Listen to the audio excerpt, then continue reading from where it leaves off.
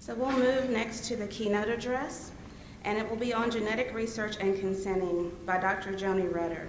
And as you can see in your conference book, Dr. Rutter is the Division Director for the Division of Basic Neuroscience and Behavioral Research. For the past 3 years, Dr. Rutter has served as acting director of that division, leading her staff to build strategic directions for the science supported by the division.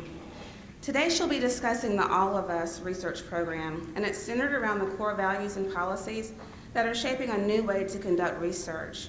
And if you've had a chance to preview the slides, they're really interesting. A lot of us have questions about engaging the community and getting their understanding and how to build the research, and so she'll be exploring that as well. So please welcome Dr. Rutter.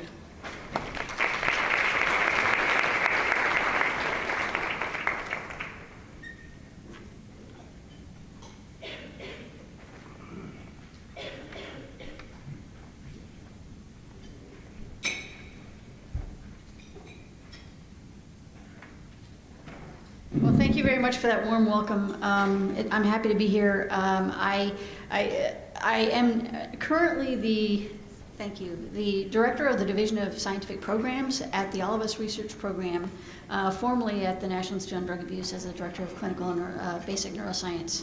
And I am sort of have an honored position at the All of Us Research Program. I was the first hire in the office, and so I've been there for a little over a year and a half now. And so I'm excited to be here today to talk to you a little bit about what we're doing in the All of Us Research Program. As soon as I can figure out how to get this up. There we go. My training is in genetics. My education is pharmacology, and I do a little bit of policy, but I leave that really largely to our Deputy Director, Stephanie Devaney, and her team. So I am here to talk a little bit about the science that we're supporting and how we're using the policies to really make sure that we are doing science in innovative ways and making sure that we're skating to the puck, so to speak, in terms of the common rule and other types of protections that we can get in place for doing science in the future. So I'll touch on a little bit of these ideas. I'll talk about participants as partners and our core values in the program. I'll talk about our central IRB and our establishment of sort of evaluating quadruple diversity and what I mean by quadruple diversity, our approach to consent, and a little bit of insight into our protocol that we've developed and has now been IRB approved. I'll describe what's new in the program, where we're going in our beta phase. We just actually launched our beta phase and are starting to enroll our first participants. And then I'll give you a little bit of insight into our researcher plans, our infrastructure, and our genomics plans as well. And then I also have another talk that I'll be giving at the track 2, and I'll dive a little bit deeper into establishing our biobank and a little bit deeper into the genetics work that we're doing along with some LC work. And then I'll also talk a little bit about access to the data and data use. So before I begin though, I wanted to ask you, how many of you have heard about the All of Us Research Program? Wonderful, wow, I'm excited to tell you about it then. And of those who have raised their hand, how many of you have seen a talk within the last 3 months about the All of Us Research Program? Okay, we have 1 or 2. Excellent. Okay, so you guys probably know more or just as much as I do, and that's good. Hopefully I have a few slides that you haven't seen, but we'll sort of go along as we can.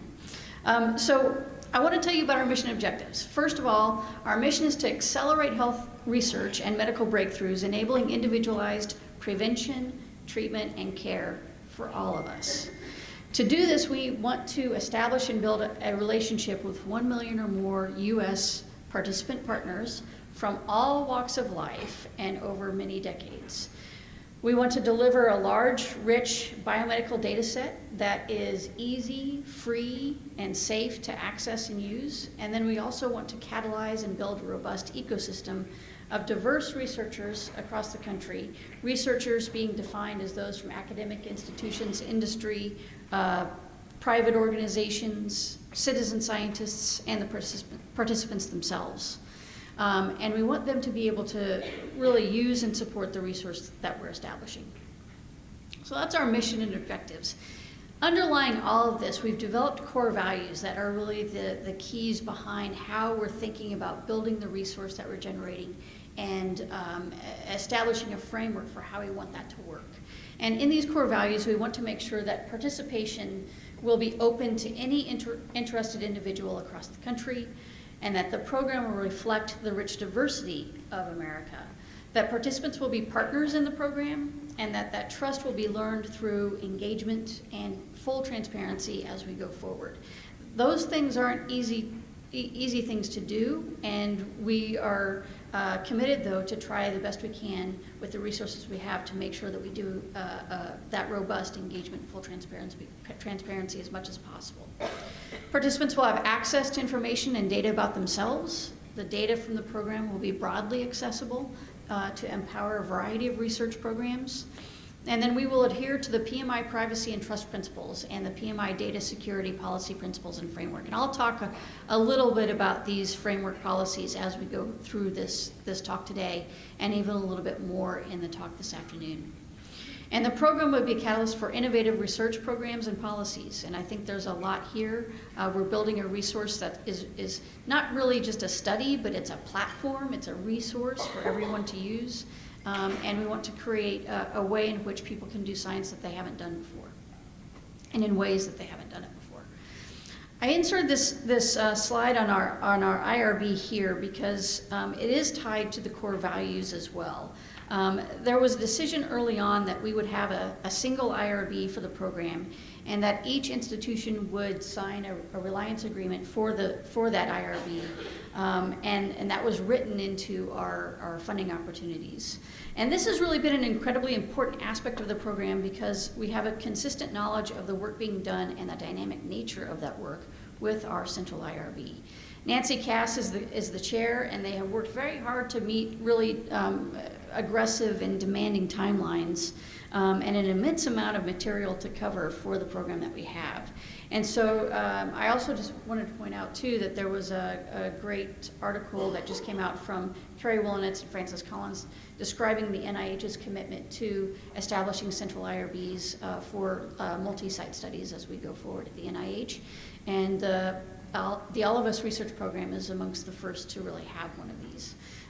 So even though the common rule for the single IRBs is not yet in effect, we wanted to make sure we skated to the puck as we were developing this program for this reason.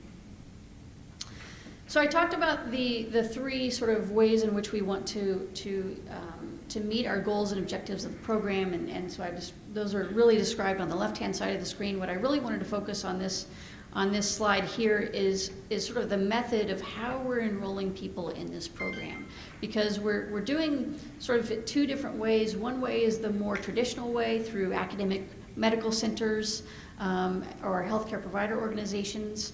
And then the other way is fairly new and innovative, and it is through sort of a direct volunteer approach. And again, one of our core values is to make sure that anyone in the country can raise their hand and volunteer to be a part of the study. And to do that, we need to be able to reach everyone in the United States. That's also a very tall order. And so I'll give you a little bit of insight in how we're doing that direct volunteer approach, but wanted you to be aware that basically you can come into the study through these two methods, and then you'd be able to enroll through our protocol that we have established now. And I'll go through the protocol shortly as well. The infrastructure that we built is shown here. These are sort of the major building blocks of our program. We have a data and research center known as the DRC. This is held at Vanderbilt with Verily and Broad. Their responsibility is to get data in, to organize it, and to make it useful to a variety of individuals to conduct research. We have a biobank that is the repository for not only just sort of handling all of the samples, but processing those samples, storing those samples, and sharing those samples. We expect this repository will be about 35 million vials strong, so it will be one of the largest biorepositories in the country, if not the largest. That's housed at the Mayo Clinic. We then have our participant center out of the Scripps Research Institute, and they're working with multiple partners. They're responsible for this direct volunteer approach, and they're working towards the direct volunteer enrollment and engagement using largely digital technologies and consumer health technologies to do this. And then at the bottom left-hand corner, we have the Participant Technologies System Center. This is through Vibrant Health. It's a company a small company that builds applications and web-based systems. They are building our website and our phone-based platforms for participants. And so this team is really working towards the participant-facing systems that'll be used throughout the program. Whereas you can think of the DRC as sort of the back end of all of the data. Then we move to the healthcare provider organizations, or the HPOs as we call them. We have over 20 regional medical centers. We also have 6 federally qualified health centers. We are also working with the VA, and we intend to grow this network over time. The HPOs are really the workhorse of the program. They are the lifeblood of this program. They are working towards sort of developing all of the engagement enrollment expertise that will come through the more traditional methods of enrollment. And they're also the clinical and scientific experts in the consortium. So it's a really powerful and great group of folks who are involved in this aspect of the program. Then I'll move to the last section here, which is the communications and engagement teams. There are groups called Wandros, HCM, and then we'll have a couple of other awardees showing up over time. These awardees are responsible for all of the communications that happen within the program, the marketing and the design and the user experience of our web-based systems and things like that. And then we're developing community partners and developing a network for the community engagement. We've just reviewed awards and are planning to make the awards before the year's end. And so we're planning to grow that aspect of the program and really get those community partners up and running. This is a slide of just the current consortium members and sort of their status as to where they are in the process. So up here on the left-hand side is the DV track and the individuals that are responsible for that aspect of the program. I think I might use my mouse pointer. That might be a little bit easier. And then in the middle here is the HPO track with all of the regional medical centers and the FQHCs as well as the VA. And then the overall program track with the marketing and engagement and enrollment community partner individuals that are working with us. And we launched the first partners and the sites with real participants using our approved protocol in our newly stood up platform. We started that at the end of May. And we are currently in beta phase, and what that means is we are doing a slow ramp up and roll out over time of enrolling individuals. And so we actually enroll 1 or 2 sites at a time. They are capped at enrolling 5 people a day, and those 5 people are sort of friends and family. And then we're moving into the next phase of really broadening that engagement to anyone who wants to enroll. But there is a code-based system to make sure that we can keep a cap on enrollments. And so right now, we are not open to enrollment for everyone just yet. We're still in this beta phase to really test our systems and make sure that everything's working properly at each of the sites, work out all of the kinks, and really hammer out the systems that we have in place. And then once we have a fairly good idea of how the consents are running and how our systems are running, we'll tweak those as needed and then be ready for our national launch when we're ready to go at that point in time. So this is just a map, if you will, of all of the enrollment centers that are involved in the program. And the red portion are the regional medical centers, and the blue portions are the federally qualified health centers, and then the VA there up the upper left-hand corner. There will be a variety of sites of the VA that's enrolled, but just put it at a corner just to avoid confusion of where it would be. And then the gray areas in the background, you can just sort of imagine that as part of the direct volunteer network of that enrollment aspect of the program. So now I want to kind of switch gears. Now that you have a sense of what we're doing and where we are, I want to switch gears into how we've really built this infrastructure and have done our participant engagement and how we look to really continue to engage participants as we think about new ways of doing or adding to the protocol or doing the work that we're doing in the All of Us research program. So participants are true partners. They're not patients, they're not subjects, and they are really a part of this research process. They've been involved in what data we collect, what lab analyses we do, what research is conducted, and also how data will get returned. We have right now what we call participant advocates on our teams. These are participants who are involved in the awards at the local sites. We have participants that are involved in our governance structure and involved in our steering committee and other types of committees that we have to conduct the work that needs to be done to set up the infrastructure. They've been involved in the protocol development as well as some of the workshops that we've done. And so they're participant advocates at this point because we haven't done a full enrollment process yet to really bring those individuals in. But over time, as we start to enroll individuals, we will bring them into through a variety of ways into our structure so that we can continue to seek input from those participants in what we do next. So, and we have to think about this because if there's overwhelming participant feedback that says, hey, we want you to collect something like the microbiome, and if they want us to collect a microbiome, we need to have a plan in place to do that. Of course, this is an overly simplistic way of looking at that. We have a task force in place who are involved in assay prioritization, and so we balance sort of the scientific rigor and the scientific needs with the real return of value to participants. And so, but we want to make sure that we have a way to capture interests of the participants and incorporate that into our thinking about what we'll plan and build. So in terms of engaging participants, we've done a variety of things over the last 2 years. We had an advisory committee to the director program that has established sort of the framework and the guidelines around what we would build for this program, and then have engaged participants through a variety of ways, through roundtable discussions, through community engagement studios, through community partners workshops, and all of these have been really important to help hone in on what's really valuable to participants. And especially the community engagement studios are ways in which we can interact with participants from specific populations. And so, for example, we had community engagement studios with African American populations, with Latino populations, and with Asian populations, LGBTQI, and so on. And so we wanted to really meet with these individual populations and groups and get a sense of what's of interest to them, how can we build the infrastructure to make sure that it is of value and something that they would want to participate in. And those have been really valuable, and we will continue to do those community engagement studios as we move forward. We've also, in addition to the community engagement studios, we've also worked with our partner at Wondros to develop personas.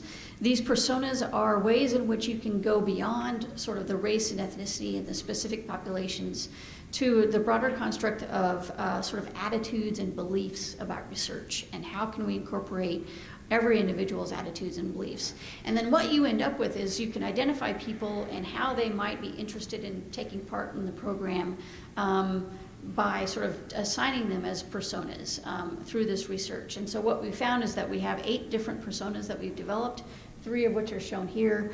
So for example, Chris is curious but distracted. He's a very busy guy, but he's interested in doing something like this. And so how can we make a program that's sort of dynamic, where he can come into a website or use an application and do something very quickly, leave it, and come back? How can we build the resource to do something like that? So we want to make sure we build that into the system to create a way in which people like Chris would be interested in the program. Similar to Edgar. Edgar's ready to go. He wants to make sure that he is involved in research and can help support the research for his future generations, for his family, and he might be interested a little bit for himself, but he's really more interested in the altruistic ways in which he can contribute to the research. And so for Edgar, he'll come in and he'll be ready to go. He'll sign up straight away. There's also people like Sonia, people who are security afraid. And so for people like Sonia, we wanted to make sure that we built the website and the resources to where we would explain and articulate how we were protecting their data, to make sure that they're comfortable with how we're doing that, and to give them every sense and every fashion in which their data would be protected without over-promising that protection. There are risks to this program, and security is one of them, but being able to articulate how we're protecting that data is very important to people like Sonia. And also for people like Sonia, they may not sign up in the first year or the second year. It may take them a little bit more time to really learn about the program and gain that trust. And so understanding these types of personas has really helped us develop and design what we wanted to do for the website and the development of the program. So we really have three engagement strategies here to enroll participants. We have the healthcare provider organizations, we have the participant centers. All of these have their local participant advisory boards also to help guide them in their processes, in their engagement and enrollment processes, and sort of get extra added insight at the local level, and that can be then brought forward to the national level. And then vice versa, it can work both ways. And then we have the NIH engagement partners. These partners are with community and faith-based organizations, patient advocacy groups, and provider associations, as well as our NIH institutes and centers. And this is an incredibly valuable aspect of the program because we envision that these engagement partners will sort of be messengers to the broader community and sort of be able to go out and talk on behalf of the program to the broader communities that they serve or that they work with. And so we see that as a really important aspect of this community engagement. I want to now talk a little bit about our sort of diversity goals and how we're thinking about diversity. We want to really think that diversity goes beyond just the people. People are important, that there's no question about that. But in terms of diversity, we want to make sure that we can bring all people across the United States into the program, beyond race, ethnicity, LGBTQ, individuals with disabilities, but also thinking about people with different health status, people who live in different places in the country. We want to make sure we capture individuals across the country to learn about where they live and how important those environments are, their experiences are in those places, and how that integrates in with their biology and their genetic information, for example. And then we'll have also a very big diversity, very broad diversity in terms of data types. So we're talking about data types like the electronic health record, like participant-provided information, like genetic information, other types of omic information, and wearable or sensor types of data, environmental data. So a variety of data types will be brought into the program so we can leverage all of that information about given individuals and learn about how that might impact their health or disease. So to do this quadruple diversity, it requires this very deep and broad way of approaching that diversity. And so developing this healthcare provider organization with network with incentives and methods to reach the most diverse people within those institutions. And so we're working with them to develop a pool of evidence-based engagement methods for those diverse communities that they're working with. And so there might be an engagement method that works very well in Pittsburgh, but it doesn't work so well in Arizona, for example. And so why is that? And can we learn from that and apply what best practices we learn to other places or not? And so those are the kinds of things we'll be evaluating in this first year. We're going to also pilot and build our network of federally qualified health centers, and we intend to grow that over the next year as well. We have an innovative network of the direct volunteer partners, and so just to give you a sense of this, we're starting where we have 90% of most of the people in the U.S., where all the people live, and then going with a radius of about 20 to 45 minutes out for our direct enrollment and engagement opportunities there. So that's sort of our regional way of we'll be doing these sort of biospecimen capture tours, almost like a I don't know, rock star or pop tour, country music star that goes around the country on a tour. Coming to a city near you is, I don't know, Taylor Swift. I don't know who. I saw her name in the paper this morning. It's something like that we envision that the direct volunteers will do over time across the country in this first year to learn about how to engage with these regional sort of populations. There'll also be a way to do that in fixed communities, sort of anchored by our community partner awardees. And then to reach anyone across the United States, we also will have limited in-home visits for people who aren't able to actually go in and get a blood specimen collection or things like that.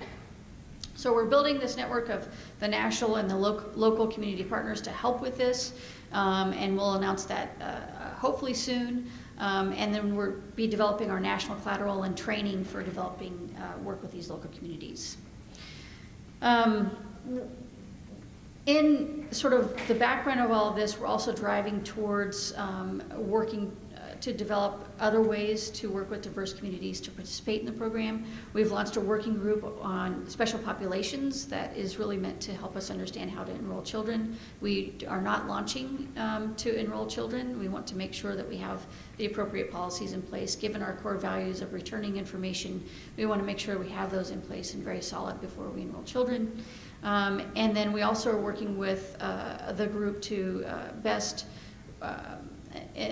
enroll and work with the communities, especially within the American Indian and Alaskan Native populations. We are establishing a mobile truck that will also be going around the country to educate, engage, and even enroll participants as they go. And then we're translating all of our materials into Spanish at first, and then over time we'll be broadening our language translation to other languages, again with input from participants as to what their needs are and wants are, and then we'll prioritize that over time.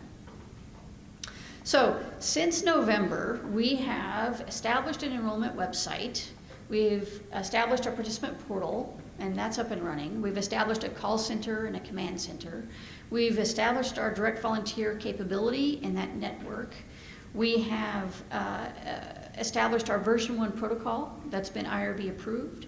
We've completed our security framework and our security plans, and we've done all the testing required for that, all of the documentation necessary, and we have an authority to operate within our systems. We've completed end-to-end testing, what we call dress rehearsals for all of the sites, and we're going to actually continue to do those dress rehearsals as new things come on board. And we've launched into beta phase with the real people and the platform and protocol. Now we have over 600, actually 700 now. This slide's a little old, 2 days ago old. We now have over 700 enrollees in the beta phase. And again, I talked about this slow ramp up, which has been really valuable and important.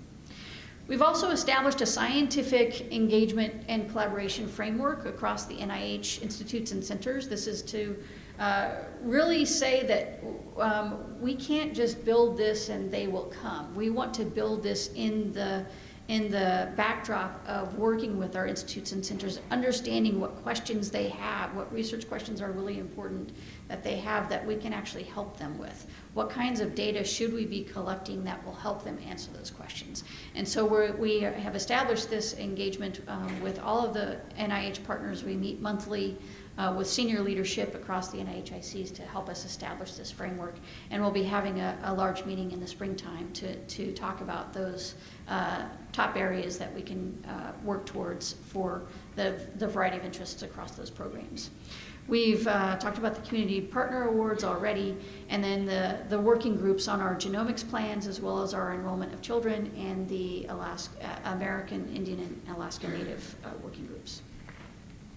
So this is just a screenshot of the NIH website. That's the typical website you'd see at the NIH that talks about funding opportunities and things of that nature. And then this is our enrollment website, joinallofus.org. I'd welcome any of you to go ahead and visit that site. Right now, you'll see this little green flag up here that says we're in beta phase, and that means you won't be able to enroll without a special code that we send out to our sort of initial beta participants. But once we are through beta phase, that will be lifted and anyone will be able to enroll. And then finally, we have the participant portal. developed by our Participant Technology Systems Center. And this is just, I'll go over this a little bit more, but it's essentially our way in our engagement with our participants and how they would be enrolling through the program, doing the consent forms and their survey modules. This is an example of what you would see if you were able to enroll in the program. This is actually through the participant portal, and you're starting to enroll in the program. You have a login page where you set up your password and things like that. And then you go through the consent, and our consent, I'll talk a little bit more deeply in just a moment. We have quizzes to verify the sort of comprehension level of individuals who take the consent form, and then we provide the long form consent to them, and then they'd be sent directly to going through the PPI modules to start collecting information. Again, this is all a code-based enrollment at this point in time, and also right now we have this you can do this on an iPad or a desktop or a computer, and we're starting to develop our native applications on your smartphone for your iPhone or your Android, and we'll have the application where you can do this on your phone as well. So I want to take a deep dive into the consent for just a moment. The consent has been a very interesting process developing this. We're working with John Wilbanks at the Sage Bionetworks, who's involved in developing and sort of governing how we do our interactions with the IRB. And so they're responsible for developing this consent for us. And when we started this process, we wanted to make sure we understood that this is going to be largely a digital enterprise. And so this is an important thing to remember if you're doing consent forms, because if you've done a consent form on paper, you don't read the same way on paper as you do on a screen. And so we needed to make sure we understood what that meant. You tend to skip words very easily, or your attention just isn't as focused when you're reading something on the screen. So we wanted to incorporate that in how we built the consent. I think also as you look at sort of the digital landscape, we're also used to skipping the terms, or reading the terms, I should say. When you see websites, you just kind of just click OK, and you go into the website or use the application without really reading them. And so we wanted to make sure that individuals understood what they were getting into as best we could. And so we've developed a tiered and a dynamic and a modular e-consent. And so what I mean by this is that for the ethical e-consent, our plan was to really introduce sort of this intentional friction as you are on the website. We want you to be distracted by sort of a heading, and that will stop you so that you'll start to read the information and text that's below. It's generally about 3 lines of text that you would read to get the information that you need to understand what's happening in the consent. And so this initial icon or text will sort of lengthen your eye fixation on that screen, and it increases engagement. And so this user interface kind of teaches people what they need to learn at this juncture in their consenting process, sort of like a way in which a human would relate it to them. And so we think that this has been a really important process in learning how people read information on these screens. So in this tiered process, we have sort of a picture here, and then we have in the second tier this sort of dominated by the text information, again, around 3 to 5 lines of text. And then we embed videos, or we say you can click here for more information. So it's a dynamic way of looking at the data and really using that. We also incorporate sort of the study narrative through the consent so that it makes sense going through the consent process. Welcome to our site. Here's a little bit of background of the research that we're conducting, and here's what we're looking for in terms of gathering your data and how it might impact your life, what's involved, your rights, your potential risks and benefits, and then sort of the comprehension review, and then the actual signing of the consent. And what we've learned so far too is that the signing of the consent is actually using your finger. This has become a frequently asked question. People don't understand how to sign the consent, so we have to tell them they just use their finger to do it, and that works well, but it's not intuitive for that part of it. And so we're learning about that as we go, and we'll try to make that more intuitive. Right now we're recruiting 18 years and older. We have an e-consent as well as the paper long form. We will provide the paper long form by email. We're at a 5th grade reading level for the consent, and it's in English initially, and then we're rolling out in Spanish very soon. And then it talks about the processes for the protocol, the surveys. It talks about the physical measurements that we want to capture, biospecimen collection. Our electronic health record has a separate consent, or EHR authorization form is a separate signed document. And then we talk about genetic information, but we are not doing genetic studies at this point in time. So we say that we will be doing genetic studies, but we do not tell them what we'll be doing yet. And so we are actually not consenting them for genetics at this point in time. The great thing about the consent being modular is that when we're ready to do genetics consent, we will incorporate that into our modular consent, and then participants will be able to go back to their dashboard, see that consent, sign it if they're willing to do the genetics aspect of the program. So that's, I think, really the valuable part of that. And so there are separate opt-in and signature requirements for some of these, the EHR and the genetics, and this is also because there are state laws that are really important that we need to pay attention to. Also, if there are informational loops that would be valuable to participants if they don't understand something, we can develop informational loops within the consent form, again, creating this sort of dynamic way of doing it.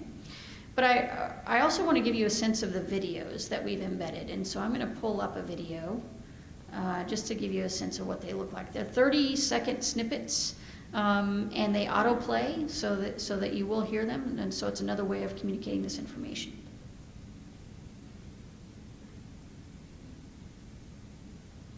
If you would like to take part in the All of Us research program, we will need your consent. The consent process is very important. It helps you understand what taking part means. If you complete the consent, the next step will be sharing your health data. We hope that this will help researchers find new things, including maybe the next big health breakthrough. We're now going to go over exactly what you can expect if you choose to take part in this exciting new research program.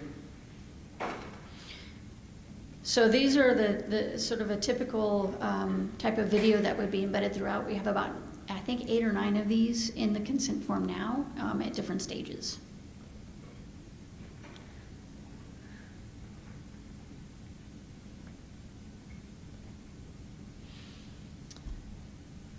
So after the consent, the participant is ushered towards the surveys that will be collecting the participant provided information, or what we call PPI modules. And these are required for full enrollment into the program, and we want to collect information, what we call the basics. So these are sort of the socio-demographic types of information, basic things about you. We'll collect information about your overall health, if you have any major diseases or any major diseases in your family, as well as collecting information about your lifestyle, for example, smoking status, and things like that.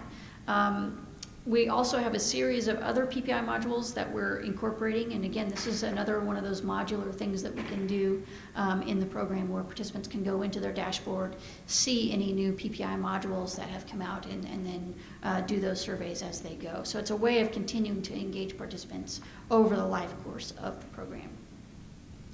The protocol includes physical measurement collection, so blood pressure, BMI, heart rate, height, weight, hip circumference, and waist circumference, and then blood collection, urine collection, and if blood is difficult to get, we will do saliva. So that's our protocol. It's a very basic protocol, very low risk protocol, but at the same time, this is where we're starting. We want to learn as we go, and then build in more to the protocol as we learn from our partners and from our NIH partners, from our participant partners and other stakeholders of what's interesting to them, and we may add to the clinic experience and include other types of measures that we would want to collect.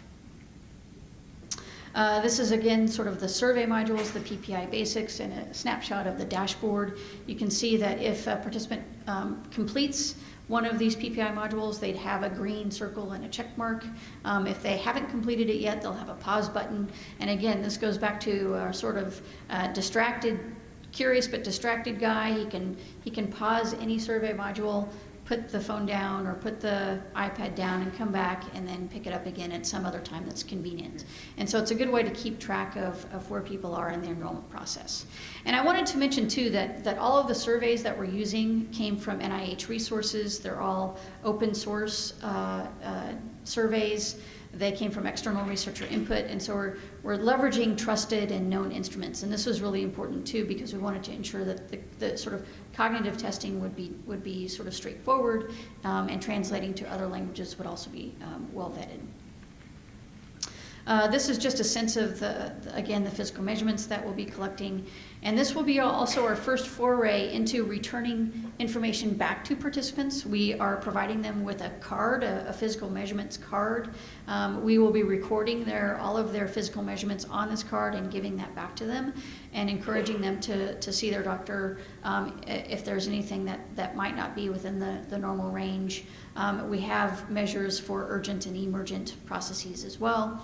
And so I think this is going to be also a way to engage participants as we go forward and provide them reminders of how to go to the website and or call the help center if needed, if they have technical difficulties and things like that. So this is just one other way in which we're returning information at the very outset to the participants.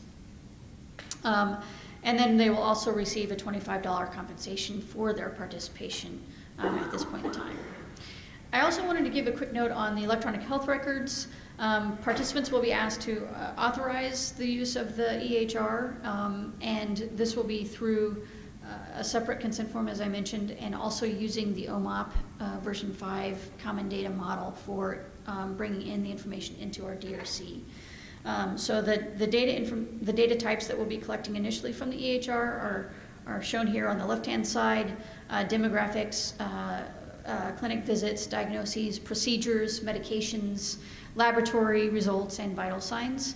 And then over time, we intend to expand to other types of things that are in the EHR, things like images or clinical notes, mental health reports, substance abuse, and other laboratory results that might include genomics. And so we intend to expand that over time, but learn first on the minimal data set for these initial data types. So what's next? And I'm going to start with what's next in the EHR realm. The EHR is an interesting sort of experience as we're working towards capturing information from the EHR from all participants. That's a little bit easier in the healthcare provider world because they have access to the participant records and they have a way in which to send the records to us directly. But for the direct volunteer approach, that's a little bit more challenging. And so we're developing systems and ways in which we can actually enable people to share their electronic health records if they wish to the program if they're a direct volunteer. And so we've worked with OCR and we haven't necessarily worked with them to do this. They've done this, and they've provided guidance clarifying the HIPAA right of access for those electronic health records. And so as you know this better than I do, that it's a form and format that's reasonable and appropriate, with minimal fees and a timeline that's also reasonable, shouldn't take longer than 30 days, and that there is that right to share the data with research. And then we're working with ONC on a collaboration to create a pilot of standards that support the sort of health IT interoperability for research. And this is something called Sync for Science. And Sync for Science is really this collaboration where we are working with ONC to create an app within our systems, within our participant portal, that will allow participants to go into their participant portal and say that they want to send their electronic health record data to our data and research center. And so it's the app that's developing to create sort of at the click of a button for that participant to allow them to share their records with us. And so this pilot is sort of using this appy to give individuals that ability to access and contribute their health data. This is just a map of the sites that are involved in this initial pilot. So we have external sites who are not HPOs in the program, but we also have sites that are HPOs within the program, the blue areas, and then the yellow areas are the FQHCs who are in the program. So we wanted to provide a way in which we could sort of compare and contrast the healthcare provider way of sending us electronic health records in addition to the Sync for Science way of sending us electronic health records. This will provide us with a really good way of looking at how that's going to function. We are also establishing ways in which we can share data through, for example, participants who have Fitbits, to share their data from their Fitbit. If they don't have Fitbits, there may be a point in time where we might want to send 10,000 Fitbits to participants for the purpose of actually capturing those data for a period of time. We're also developing a variety of apps to look at several things. At least initially, we're developing a mood app, a cardiorespiratory fitness app, and a headache app to get us started in understanding how these things work within the participant community. What's the uptake? Do people use them? How often do they use them? And things like that. So this will be really important ways for us to start to look at that type of information. So as we build this resource and drive to developing sort of the science that can be conducted through this type of research program, I mentioned that we're sort of in the version 1 platform and the protocol that I mentioned before. And we see this really as the core of getting started and then expanding to version 2 and then version 3 and beyond as we start to add data types or bring on more people, start to develop tools for analyses and things like that. So you can imagine how we would want to version this protocol as we move forward. But at the very core, we're starting now with the V1 platform, and then we'll be able to move out over time. And the dynamic nature of the consent form, the dynamic nature of the PPI modules really allows us to do this in a way that's going to work with the participants. When we do want to think about any new type of research program that we might want to bring into the All of Us platform, we might conduct pilot studies to see test the feasibility and how that would work within the program before we actually integrate it more fully. Some might work, some might not work, and so we really want to make sure that we do a pretty nice pilot study to figure that out. And then obviously we'll have those data available for follow-on secondary data analyses and ancillary sub-studies. The idea is sort of on this graphic here, the idea is to really understand what kinds of questions are important to people and to our stakeholders, create a way to really capture the data or the data types that are needed to understand those questions, and then make those available to scientists so that they can do the research and then translate all of that research into action. And that is going to be a sort of a circular process as we learn more and do more and iterate and expand as we go forward. So we're hoping to collect a variety of types of data through survey instruments, the PPI modules, genomics, electronic health records. Over time, we'll incorporate other types of omics approaches. We want to also incorporate mHealth, environmental exposures, geospatial data, and other things like that, as well as images. And we'll be also linking to claims data and also other types of unstructured data and bringing that into the system. And the idea is to really integrate all of these different types of data, not just looking at them at the singular level, but really looking at them at an integrated level for any given individual. It's a big data problem, and we want to make sure that we're able to organize the data in a way that makes it easy for all individuals to look at. And so no matter where you come from, what your background is, we want to make these types of data available in different ways so that it's unique to the sort of power academic users who use the data all the time, people who are citizen scientists who may not be familiar. So we want to make the data available in different types of ways to make sure that all can access it. In terms of data security and privacy, I just wanted to also talk about certificates of confidentiality, which we have on all of the sites that are covered in the program.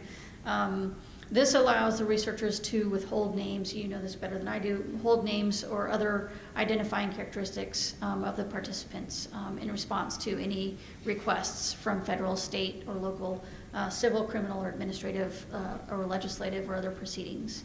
And specifically within the 21st Century Cures Act, that is an act that really has been the part of the ways in which we get funding It also provides us some statutory authority here. It requires the issuance of a certificate to all investigators engaged in biomedical, behavioral, and clinical or other research in which identifiable or sensitive information is collected. And it prohibits disclosure of that information except in limited circumstances. And it also allows for disclosure, of course, with the participant's consent. So that's a way in which the certificates have a little bit more teeth behind them for our program. So I want to switch gears now and turn to sort of the genomics aspect and return of results. I'll talk a little bit more about this at the next track 2. But I wanted to give an overview here too, because I know that all of you won't be going to that. So I wanted to give you a sense. And so what's our genomics plan? People ask this a lot. By design, we didn't start with genetics because we felt it very important to really work with the participants, advocates, and the stakeholders in the community engagement studios to really learn about what we can do. Start with building the infrastructure before we start to engage in our genomics plan. We didn't want to put the cart in front of the horse, so to speak.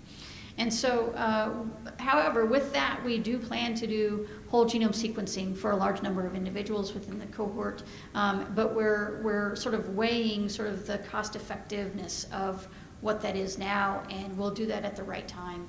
At the very least, we would probably collect genetic information on everyone in some way, shape, or form, but the whole genome sequencing will come probably a little bit later. We haven't worked out the plans completely on that, so stay tuned.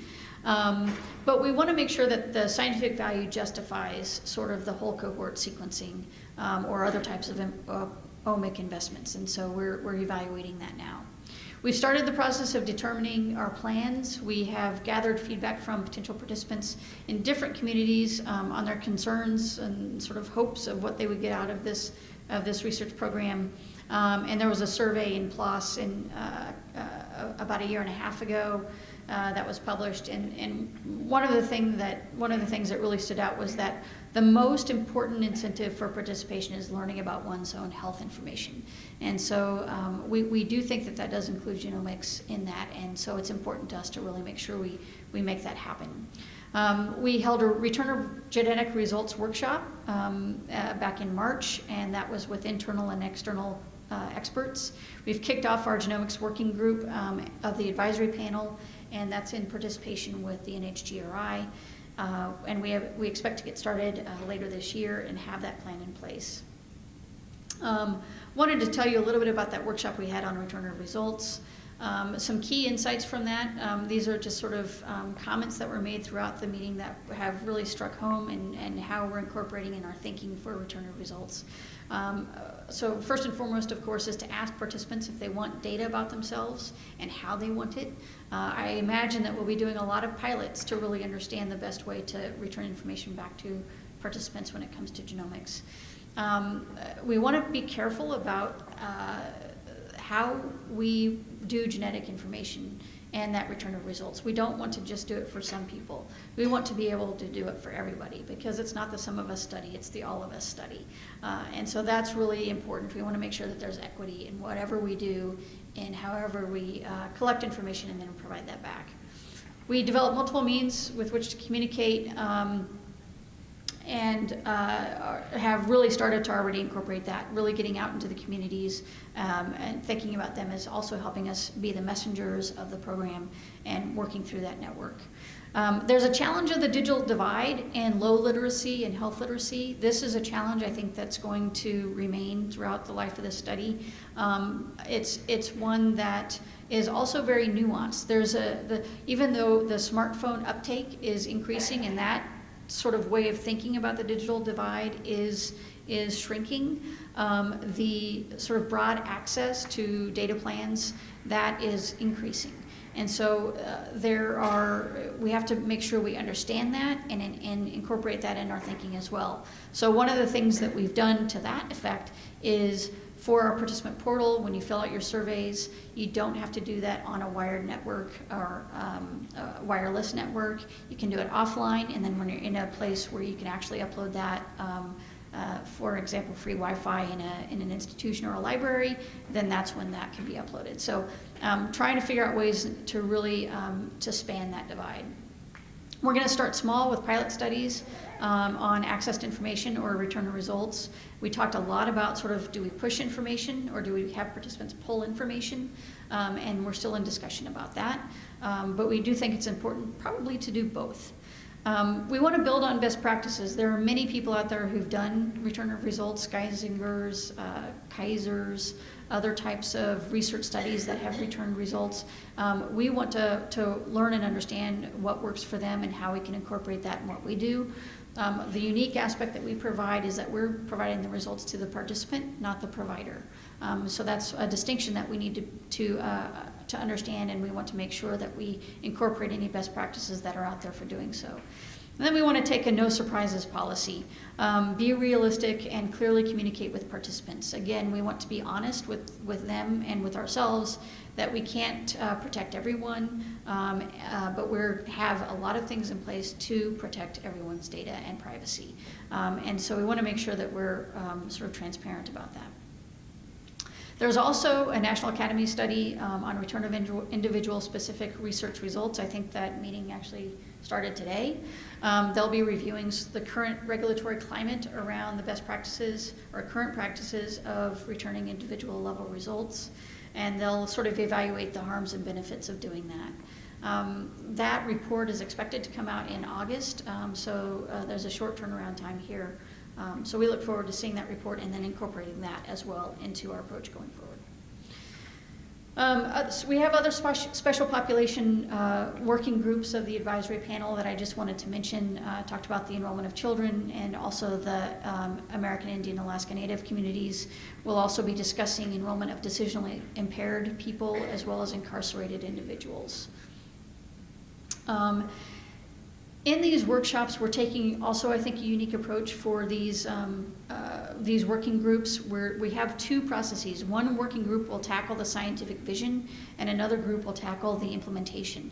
The idea behind doing it in these two ways is to sort of enable possibility thinking for the scientific vision and doing things a little bit differently in ways that we haven't done before.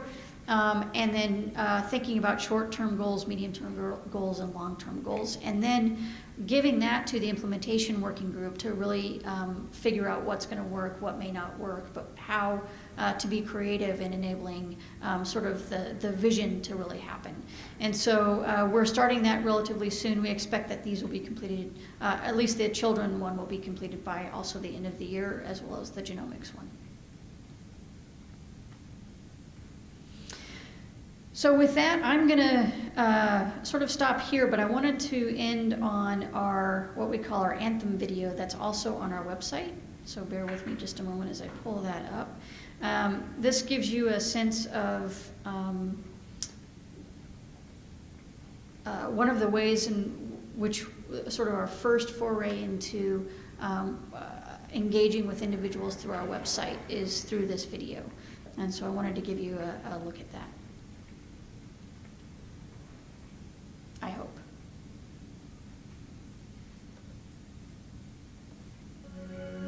There we go.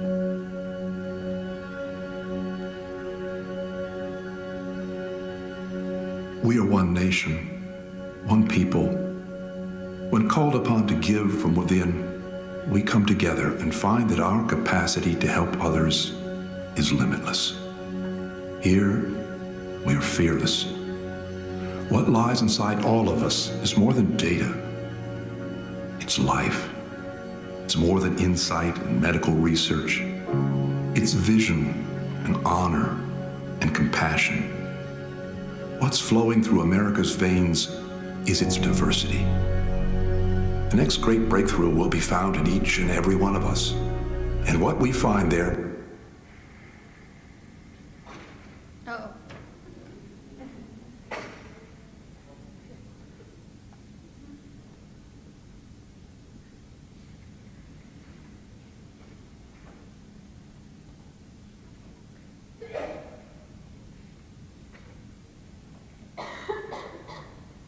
Well, that's disappointing. Did you like the first part? So with the technical difficulties, I think I'd encourage you to, this is on our website, our joinallofus.org website, And I'd encourage you to take a look at it. There are other videos in there as well. Are you going to try to make it go?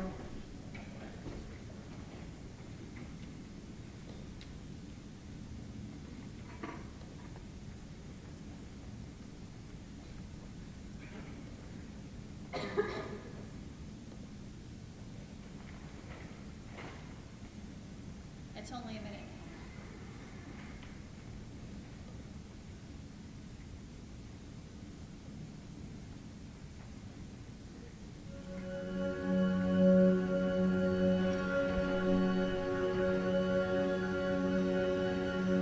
We are one nation, one people.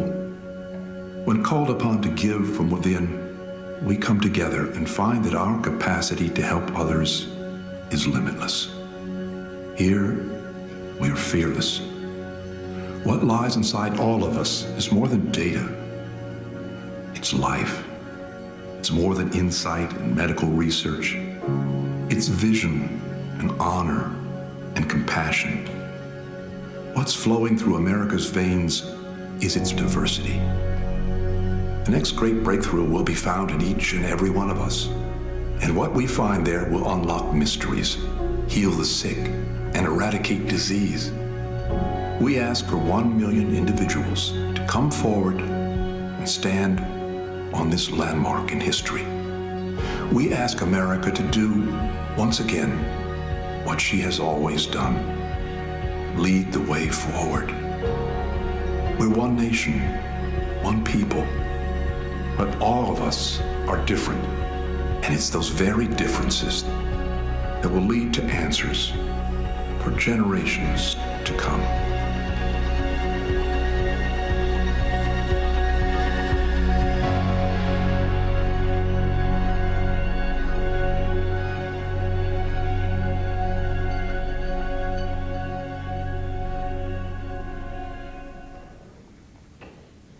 Thank you very much for your attention.